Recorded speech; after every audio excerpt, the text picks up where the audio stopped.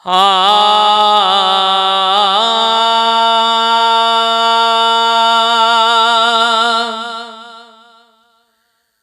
मुझ पागारो पगदार वा पगदार जी कहड़ी गाल क्या अरबिया अहड़ो डाजुड नो थस सोनी कलंगी ताजुड नो थस ओ ताज जोगी हकदार हकदार जी कहड़ी गाल क्या ओ मुझ पागारो पगदार वा पगदार जी कहड़ी गाल क्या आले अली अल बैत असुला हसनी हुसैनी बाग जो गुलवा आले अली अल बैत असुला हसनी हुसैनी बाग जो गुलवा ओ जो नानो नबी सरदार सरदार जी कहड़ी गाल क्या ओ मुझ पागारो पगदार वा पगदार जी कहड़ी गाल क्या अरबिया अहड़ो डाजुड नो थस सोनी कलंगी ताजुड नो थस ओ ताज जोगी हकदार हकदार जी कहड़ी गाल क्या फैज़ बसीरत माशा अल्लाह सूरत सीरत सुबहान अल्लाह फैज़ बसीरत माशा अल्लाह सीरत सूरत सुबहान अल्लाह ओ वध खुल्क सुनो किरदार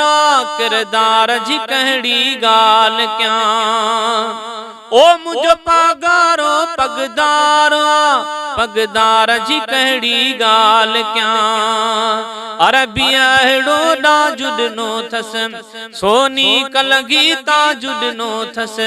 ओ ताज जोगी हकदार हकदार जी कहड़ी गाल क्या जान बजी हिक झलक ॾिसण ले थींदी कठे आखल ॾिसण ले जान बजी हिक झलक ॾिसण ले थींदी कठे आखल ॾिसण ले वह नूराली झलकारा झलकार जी कहड़ी गाल क्या ओ मुझ पागारो पगदार पगदार जी कहड़ी गाल क्या अरबिया अहड़ो डाजुड नो थस सोनी कलंगी ताजुड नो थस ओ ताज जोगी हकदार हकदार जी कहड़ी गाल क्या हिंदू सिंध में था गूंजन नारा नारे विलायत भेज पगारा हिंदू सिंध में था गूंजन नारा नारे विलायत भेज पगारा ओ ही हुरन जिले हथियारा हथियार जी कहड़ी गाल क्या ओ मुझ पागारो पगदार वा